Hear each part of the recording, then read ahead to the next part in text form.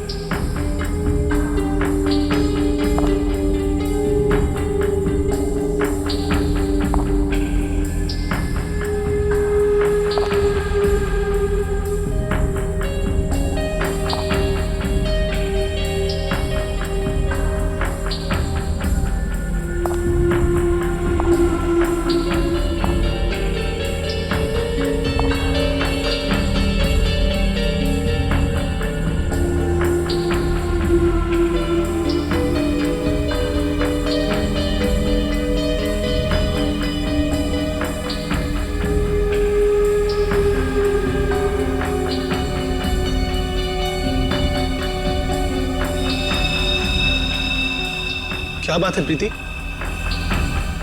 तुम ठीक तो हो ना?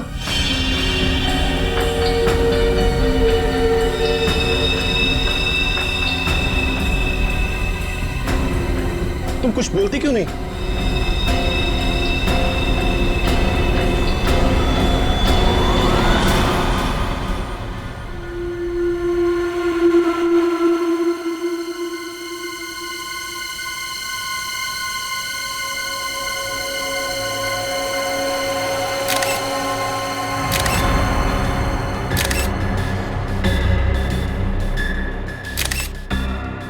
तीन, चार, पाँच, छह, सात बार चाकू से घुपा गया इस विशाल को। एक पत्नी अपने पति को इतनी बेरहमी से मारेगी, वो भी शादी के सालगिरह के दिन, यकीन ही नहीं हो रहा। हाँ सर, इसकी लाश को देखकर लग रहा है इसकी पत्नी बहुत नफरत करती होगी इससे।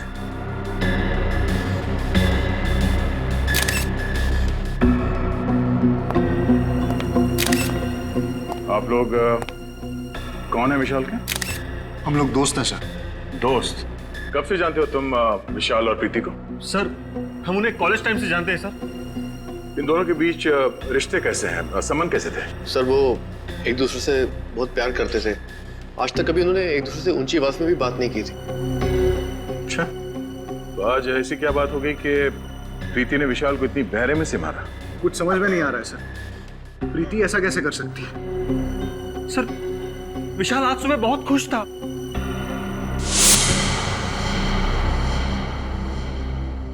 हैप्पी एनिवर्सरी प्रीति।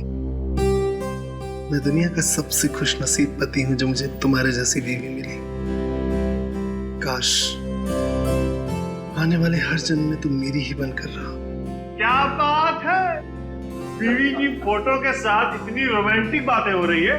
अबे साथ में होती होगी तो ये जनाब तो शायर बन जाते होंगे। यार ये तो बहुत गलत बात है, दरवाजा खटखटा के आना चाहिए था ना। अच्छा, तुम लोगों ने मेरी सारी बातें सुन ली। अरे सुन ली तो क्या हुआ, तू हमारे कॉलेज का दोस्त है यार, लंगोटिया यार। और प्रीति को इम्प्रेस करने के तरीके हम ही से तो पूछता था। भूल गया? कैसे भूल सकता हूँ यार, मेरे घोड़ी चढ़ने का श्रेय तुम लोगों को ही तो जाता है। वो बात तो है, और इसीलिए आज हमें पार्टी चाहिए। हाँ पार्टी? हाँ, तेरी वेडिंग एनिवर्सरी की पार्टी यार। यार प्रीति से पूछना पड़ेगा। क्या बात कर रहा है यार, उसे पूछने की क्या जरूरत है? अरे सरप्राइज दे देते हैं उसको, वो खुश हो जाएगी। बढ़िया, तो अच्छा है, ठीक कह रहा है तू। मैं भी कुछ ऐसा ही सोच रहा था, है ना? तो आज रात 10 बजे पार्टी पक्की। Done done done done done. और फिर जब हम अंदर घुसे तो हमने देखा विशाल जमीन पे पड़ा हुआ था और प्रीति उसके पास बेहोश थी। और हाँ, प्रीति के हाथ में एक चाकू था, खून से सना हुआ।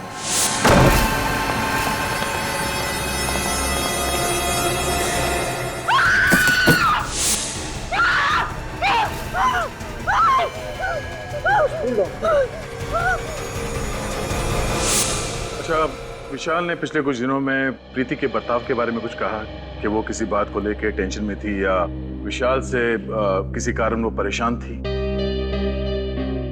नहीं सर, विशाल ने कभी ऐसा कुछ नहीं कहा। हाँ सर, लेकिन वो ये कह रहा था कि आजकल वो प्रीति को टाइम नहीं दे पा रहा था। एक्चुअली काम में बहुत बिजी था। आखिरी बार आपने कब बात की प्रीति से? आज शाम को ही बात की थी मैंने उससे। वो बहुत खुश थी, बहुत ही खुश।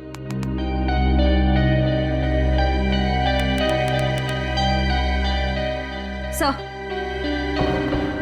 प्रीति, प्रीति, प्रीति, क्या हुआ था यहाँ पे? प्रीति, तुम ठीक हो? हमारी आवाज सुनाई दे रही है तुम्हें? सर, लगता है सदमे में है। सर, कहीं ये एक्टिंग तो नहीं कर रही है सदमा लगने की? श्रेय, काम करो, इसे ब्यूरो लेके चलो। विनीत, आसपास लोगों से पता करो कि प्रीति और विशाल के बीच में संबंध कैसे थे। अफेड़ी, इनके दोस्तों का नाम और एड्रेस ले लो और इनसे बोलना कि जब तक ये केस सॉल्व नहीं हो जाता कोई भी शहर छोड़ के बाहर नहीं जाएगा। सर, ये प्रीति तो कुछ बोलने को तैयार ही नहीं। लगता है अपने पति की मौत का गहरा सदमा लगा उसे। सदमा कैसा सर? इसने अपने ही हाथों से अपने पति विशाल का खून किया है। हाँ सचिन, पर कुछ तो है जो इसे बाकी के खूनियों से अलग करता है। विशाल के खून के बाद इसने भागने की कोशिश नहीं की और ना ही कोई बहाना बनाया। विशाल की मौत के बाद से लेके अब तक इसकी जुबान से एक शब्द तक नहीं निकला। पानी का एक घूंट तक नहीं पिया इसने। पता नहीं इसके दिमाग में क्या चल रहा है। क्या बात है भाई? बड़ी टेंशन में तुम लोग? टेंशन की बात है सर। क्यों टेंशन क्या है? ये केस तो बड़ा आसान था यार। खूनी अपने आप पकड़ा गया, भाग दौड़ करने की जरूरत ही नहीं पड़ी तुमको। सर, जब तक खूनी अपना गुनाह मान न ले हम चैन की सांस नहीं ले सकते। और ये प्रीति, ये तो कुछ बोलने को तैयार नहीं है। बहरहाल भाई, प्रीति कुछ बोले या ना बोले, लेकिन मैं आप लोगों को एक बात बोलता हूँ। प्रीति के दिल में अपने हस्बैंड के लिए सख्त नफरत थी। नफरत? पर सर, इनके दोस्तों ने तो कहा कि ये लोग एक दूसरे से बहुत प्यार करते थे। लव मैरिज थी इनकी। लव मैरिज थी या अरेंज मैरिज थी मुझे नहीं मालूम, लेकिन विशाल के शरीर पर जो चाकुओं के घाव हैं, उससे साफ पता लगता है कि प्रीति के दिल में विशाल के लिए सख्त नफरत थी। जगह जगह पर चाकू से वार किए गए। मुझे तो लगता है कि विशाल के मर जाने के बाद भी प्रीति उसे चाकू मारती रही। इतनी नफरत? प्रीति, तुमने विशाल का खून क्यों किया? हाँ? क्या वो तुम्हें मारता पीटता था, दहेज के लिए परेशान करता था या किसी और से प्यार करता था? बताओ प्रीति, तुम्हें जवाब देना होगा।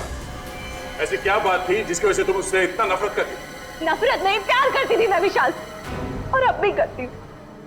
विशाल की मौत के बाद जो खोया वो आप लोग नहीं समझे, और वैसे भी विशाल के जाने के बाद मेरी जिंदगी का कोई मतलब नहीं। अगर तुम इतना प्यार करते थे विशाल से तो फिर उसे मारा क्यों? क्या फायदा? वैसे भी आप लोग सीआईडी वाले मेरी बात का कहाँ विश्वास करेंगे? विश्वास करना है या नहीं, वो हम पे छोड़। पहले बताओ कि तुमने विशाल को क्यों मारा? मुझे नहीं पता उस दिन क्या हुआ।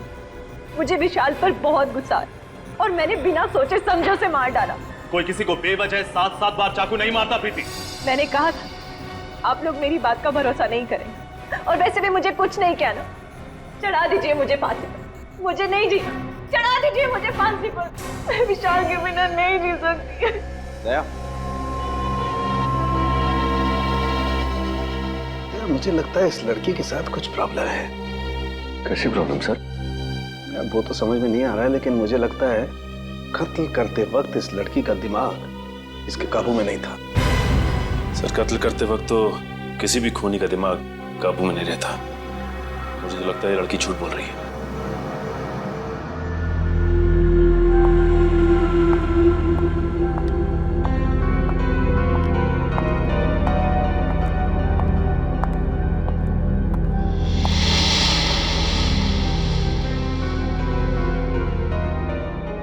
आ गई तू?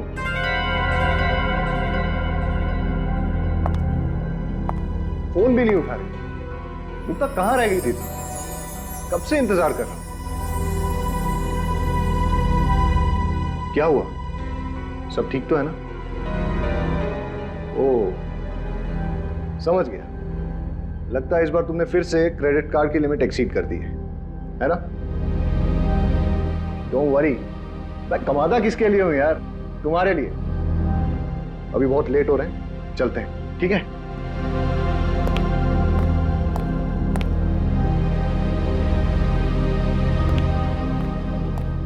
चलो, कम कम।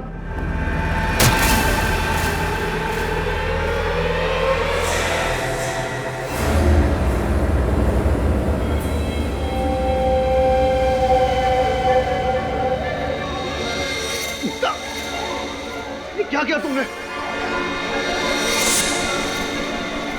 क्या कर रही हो ये?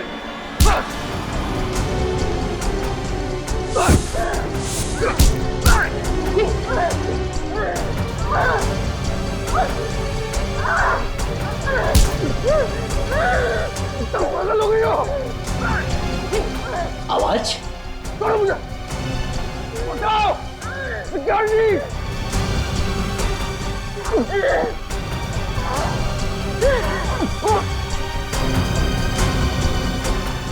छोड़ो! क्या कर रही हो? मैं क्या कर रही हूँ? अरे छोड़िए! आप क्या कर रही हैं? अरे छोड़िए मैडम!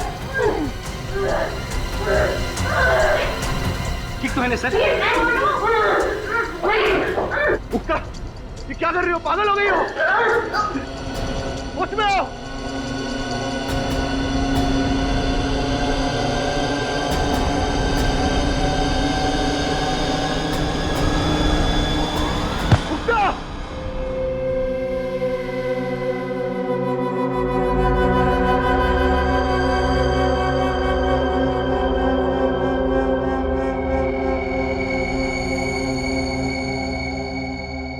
मुक्ता, अब कैसी हो तुम?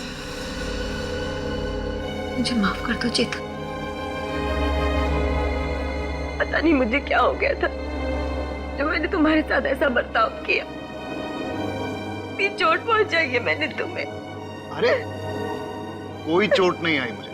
देखो देखो, एकदम हट्टा कट्टा हूं मैं। हाँ, लेकिन मुक्ता आपने ऐसा किया क्यों? आपको ऐसे अचानक गुस्सा आने की वजह? मैं तो खुद हैरान हूँ, मुझे कभी गुस्सा आता ही नहीं है सर। और फिर बेवजह इतना ज्यादा गुस्सा कैसे आ गया मुझे कुछ समझ भी नहीं आ रहा। मुक्ता ठीक कह रही है सर, मैंने इसे आज तक किसी से ऊंची आवाज में बात करते हुए नहीं देखा। गुस्सा होना तो बहुत दूर की बात है।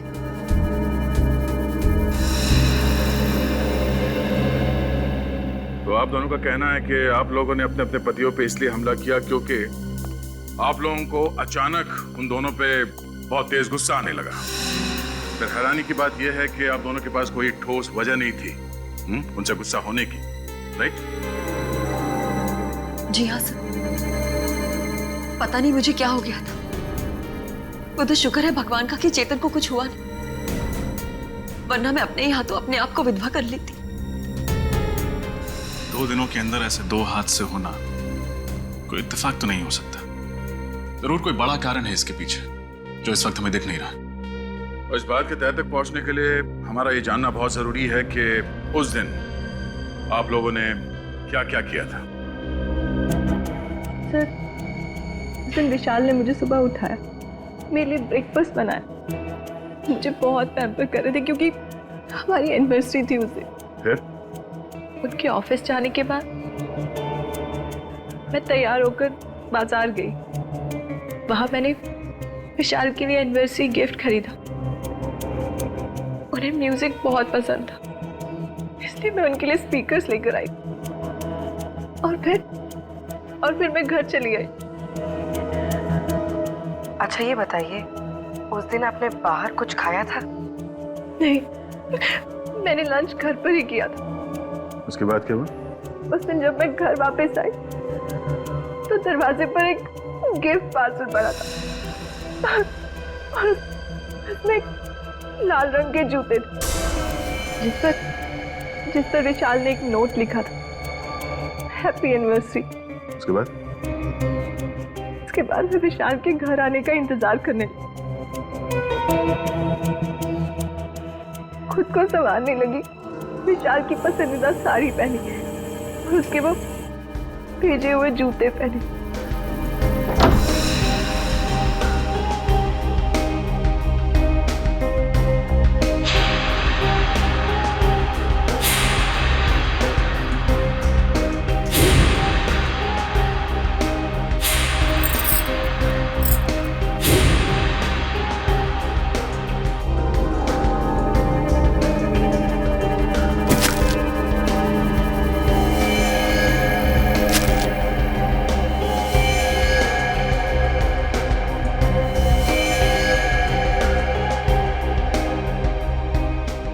और जब वो घर लौटे तो मैं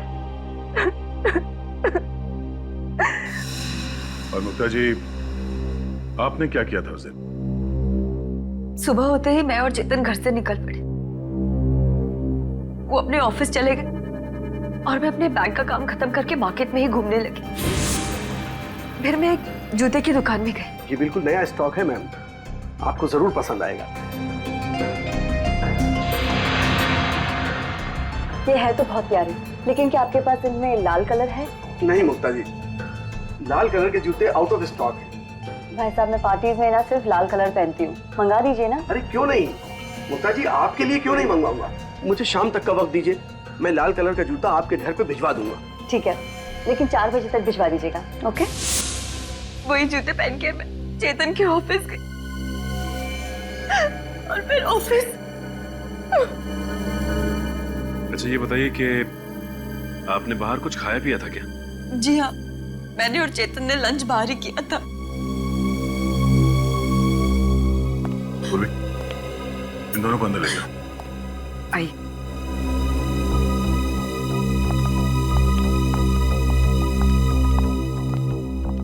आई।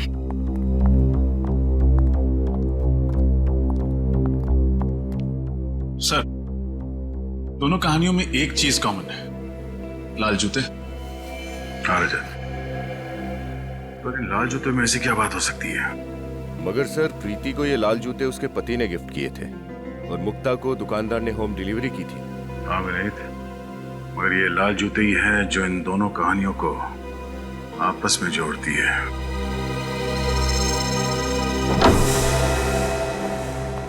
घर की अच्छी तरह से तलाशी लो, देखो लाल जूते कहीं मिलते हैं क्या।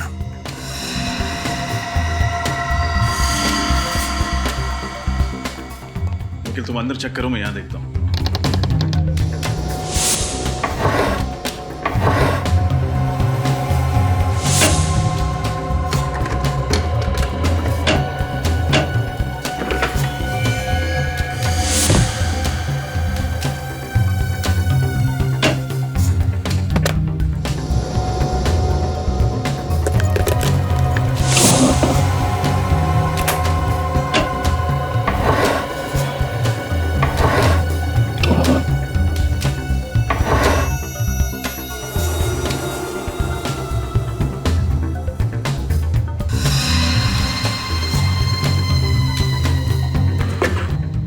यहाँ तो कोई लाल कलर की लेडीज शू नहीं है।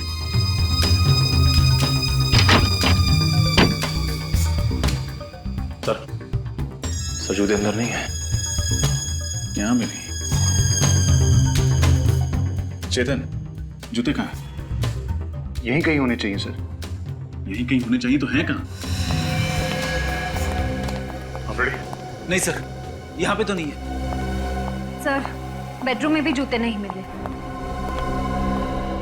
सर यहाँ भी नहीं मिले।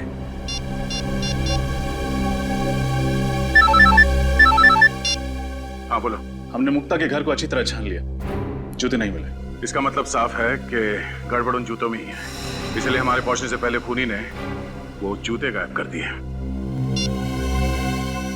ये लाल जूते गए तो कहाँ गए? सर, ये केतु है, मुक्ता जी के घर यही गया था जूते देने। सर मुझे कुछ नहीं मालूम सर, मैं तो सिर्फ जूते देकर वापस आ गया था सर। थोड़ा याद करके बता, जब तुम मुक्ता को उसके जूते देने जा रहे थे तो रास्ते में कुछ हुआ, शायद तुमने थोड़ी देर के लिए जूतों को लवारिस छोड़ दिया, या फिर किसी ने उन्हें बदल दिया, कुछ अलग, कुछ अजीब, कुछ भी।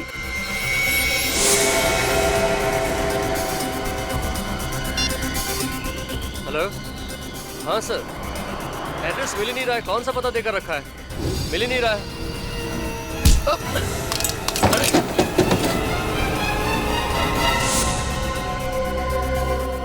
सर इसका मतलब जो आदमी गेटू से टकराया उसने जूते बदल दिए? हो सकता है पंकज, और अगर जल्दी ही उन खूनी जूतों का राज पता नहीं चला तो शायद कुछ और पति मारे जाएंगे अपनी पत्नियों के हाथों।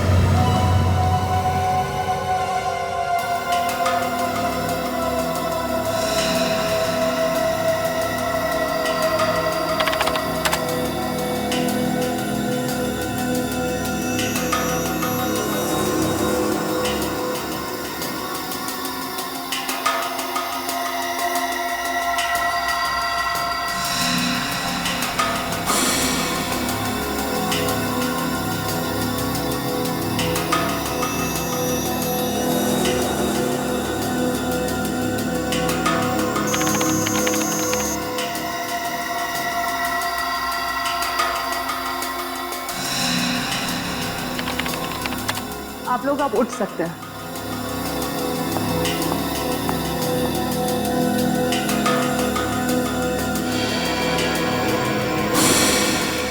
ओ, ये चक्कर है। क्या चक्कर है डॉक्टर साहब? अभिजीत, मुझे खूनी का पता लग गया है। कौन है सर? जूते। जूते? वही लाल जूते जो इन दोनों लड़कियों ने पहने हुए थे। डॉक्टर साहब ये कैसे हो सकता है? रजत, उन जूतों में ऐसा कुछ खास था जिसकी वजह से जो भी उन जूतों को पहनता शायद खून करने लगता।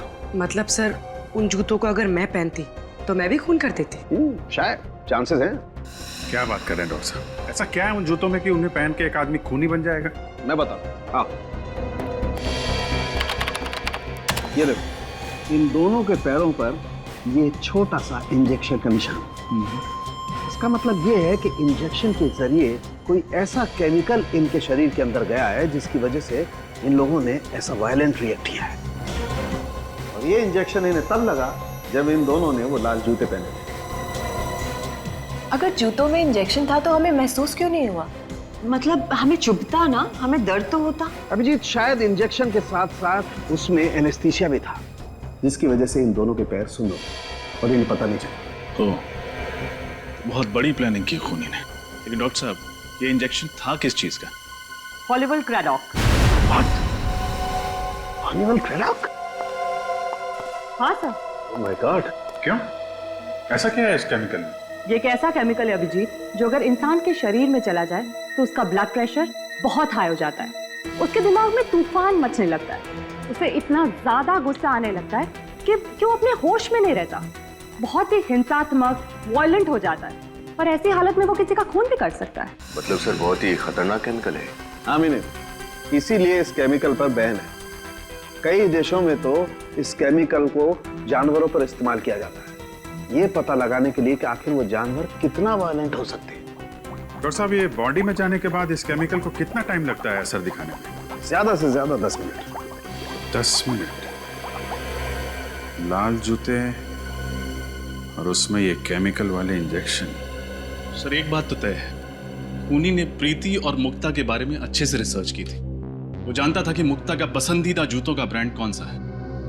इतना ही नहीं रजत, खूनी को अच्छी तरह से मालूम था कि कौन सा वक्त सही है उन दोनों के लिए अपने पति विशाल और चेतन को मारने के लिए।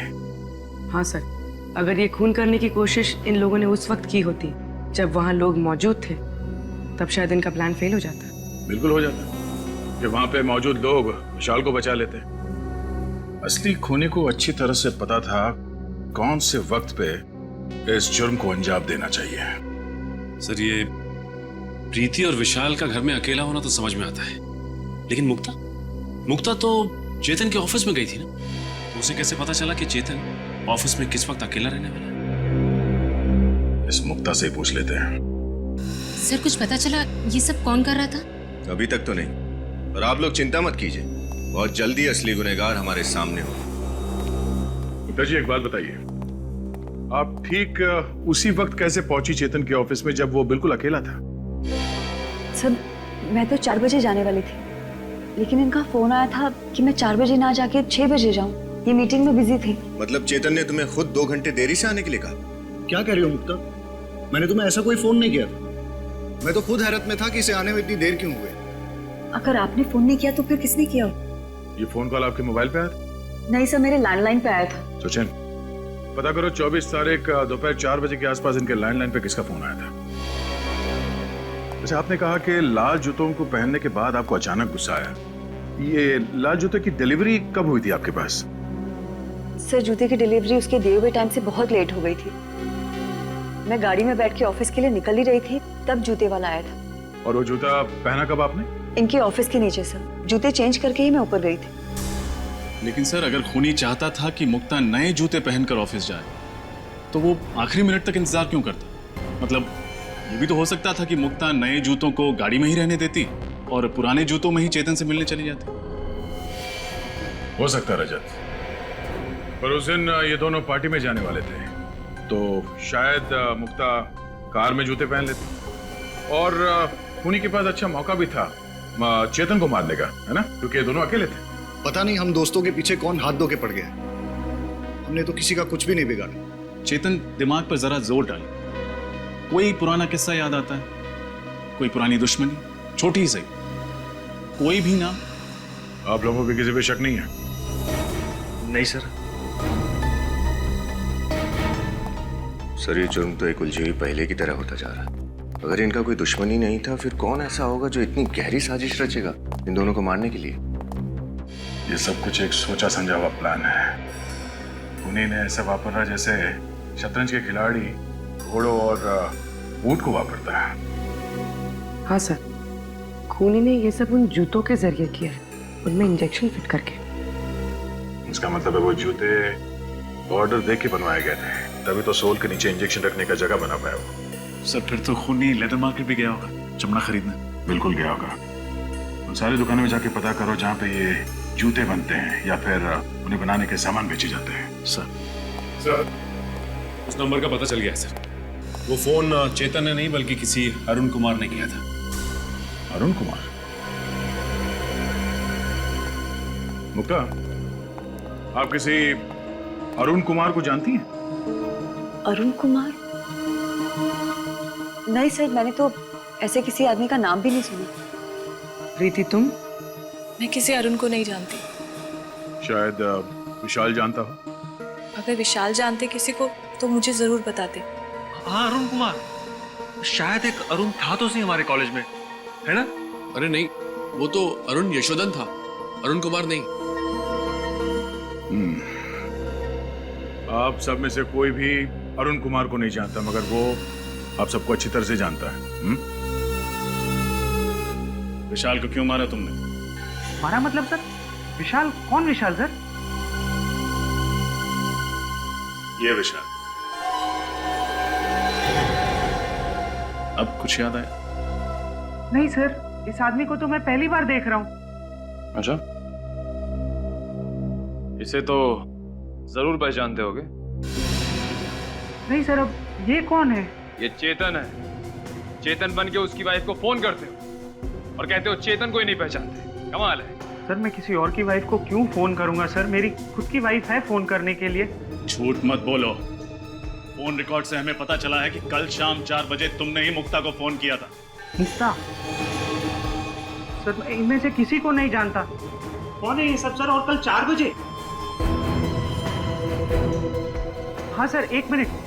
मैं कल शाम को 4 बजे बाजार गया था और एक आदमी ने मुझसे फोन मांगा था एक कॉल करने के लिए। एक आदमी को दिया था फोन कॉल करने के लिए। बड़ी अच्छी कहानी बना लेते हो। मैं कहानी नहीं बना रहा हूँ, आप खुद सोचिए। अगर मुझे जुर्म करना होता तो मैं खुद का फोन क्यों इस्तेमाल करता? किसी पीसी या किसी और फोन से कॉल नहीं कर सकता था क्या? उस आदमी की शक्ल याद है तुम्हें जिसने तुमसे तुम्हारा फोन मांगा था? नहीं सर, थोड़ा जल्दी में था तो ज्यादा ध्यान नहीं दिया मैंने। ठीक है,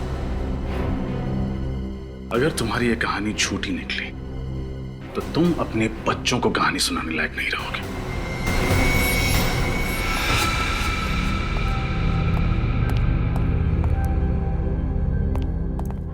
क्या हुआ पीयूष? तूने हम लोगों को अचानक क्यों बुला लिया? मुझे तुम लोगों से जरूरी बात करनी है। हाँ बोलना। मुझे लगता है वो वापस आ गया है। What? पागल तो नहीं हो गया तू? अरे यार मैं ठीक कह रहा हूँ। विशाल ऊपर पहुंच गया, चेतन मरते मरते बचा। इससे पहले कि हम दोनों का टिकट कट जाए, हमें सब कुछ सीआईडी को बता देना चाहिए। दिमाग तो नहीं खराब हो गया तेरा? अगर सीआईडी को इस बात की भनक भी लग गई ना, तो तू सोच नहीं सकता वो हम लोगों का क्या हाल करेंगे। अरे यार जो होगा देखा जाएगा। यूं बेमौत मरने से तो अच्छा ही है ना। देख, अगर तूने सीआईडी को बताने की बात भी की ना, तो वो वापस आया हो या ना आया हो, मैं तुझे जरूर मार डालूंगा। अरे मुझे बचा ले यार। मैं पागल हो रहा हूँ, पागल। मेरा दिमाग फट रहा है, दिमाग। मैं मरना नहीं चाहता, मैं मरना नहीं चाहता, मैं जीना चाहता हूँ, मैं जीना चाहता हूँ। पीयूष, तू घबरा मत, कुछ नहीं होगा हम लोगों को, सब ठीक हो जाएगा। डोंट वरी, हम तेरे साथ हैं ना। मैं मरना नहीं चाहता हूँ, मैं जीना चाहता हूँ, मैं मरना नहीं चाहता, मैं मरना नहीं चाहता। Please help me.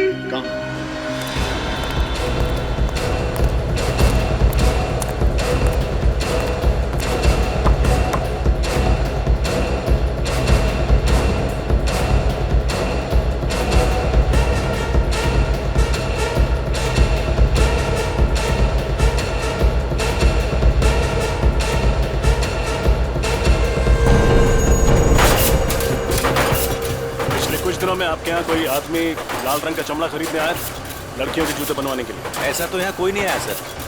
सर आया था, मैनेजर साहब से मिला था। काफी कम लेदर चाहिए था उसे, वो भी लाल रंग का ही चाहिए था साहब। कौन था वो? चेहरा याद है उसका? मुझे तो नहीं साहब, मैनेजर साहब को याद होगा। ये मैनेजर कहाँ? बुलाओ जरा उसको। मैनेजर साहब छुट्टी पे गए। छुट्टी पे गए? फोन लगाओ सर, बोलो सीआईडी ने ब्यूरो में बुलाया स्केच बनवाने के लिए।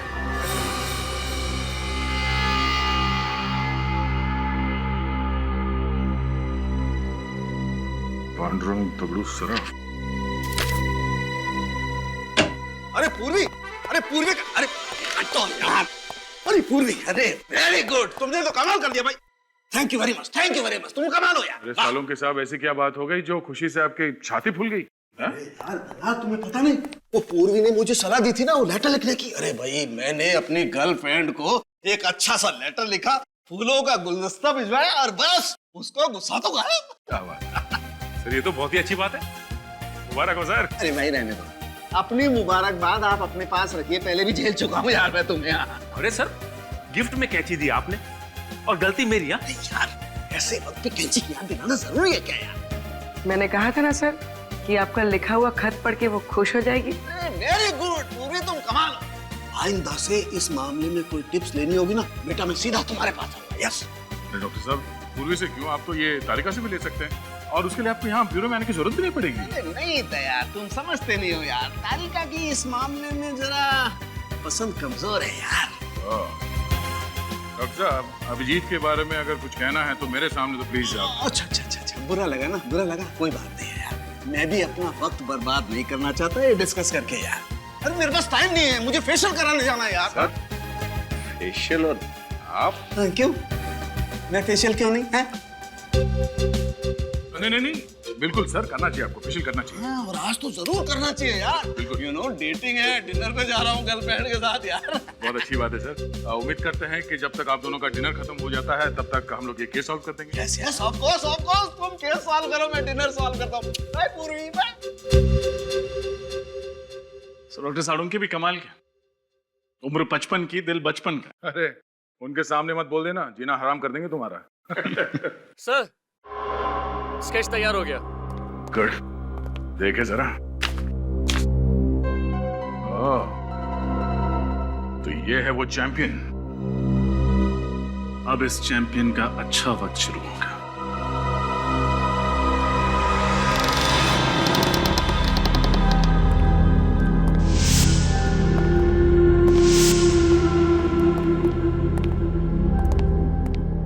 देखो कहां छुप के बैठा है।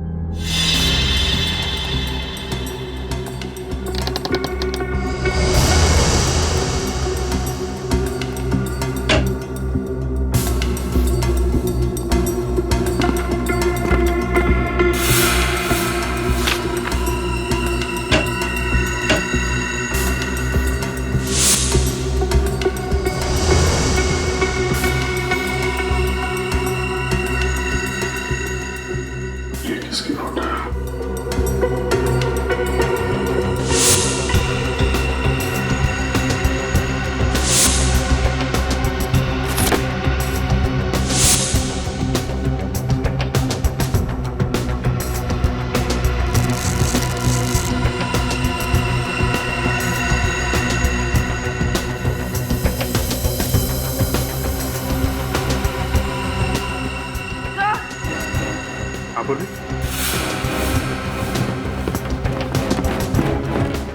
सर यहाँ पर ये नीडल्स और सिरिंजेस मिली है। सर ये वो केमिकल जो जूतों में इस्तेमाल किया गया था। और सर ये जेल जो पैरों को सुन्न करने के लिए जूतों में डाला गया था। सर यहाँ पर ये लाल जूते भी हैं और सर ये इंजेक्शन।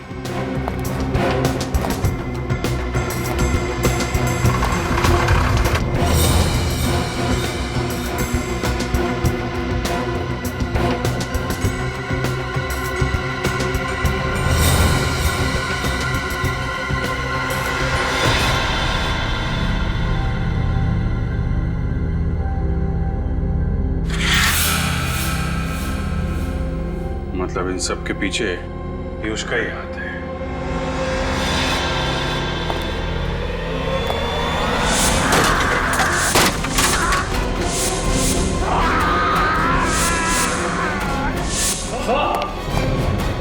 पूर्वी, सब कुछ उठा लो। विनीत,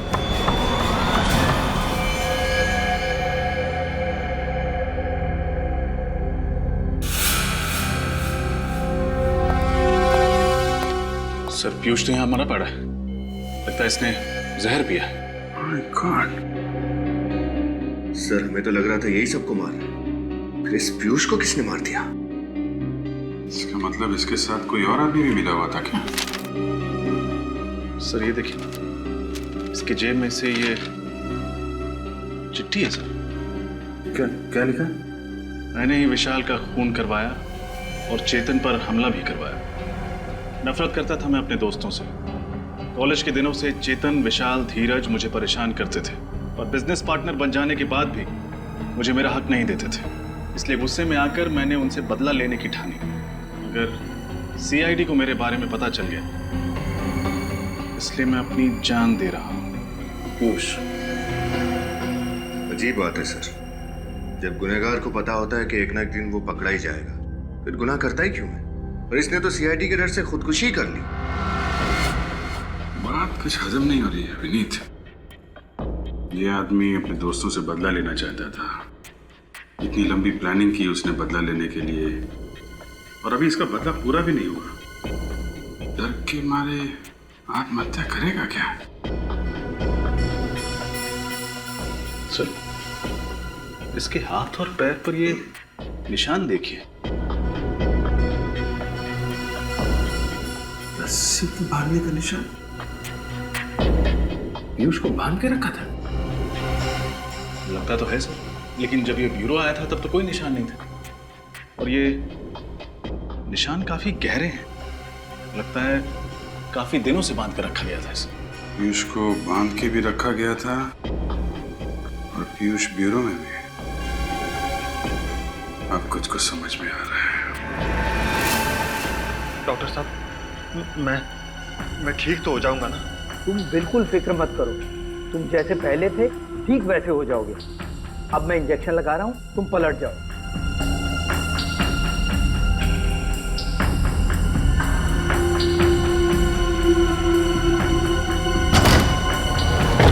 कौन हो तुम लोग? सीआईडी, नीचे हटो। चेहरा बदलवाया जा रहा है? चेहरा चाहे पीयूष का हो या अमित का, अंजाम तो फांसी ही है। ये क्या बकवास कर रहे हैं आप लोग? ऐसी कोई बात नहीं है। जाने दीजिए मुझे। कहाँ जा रहे? चेहरा नहीं बदलवाओगे?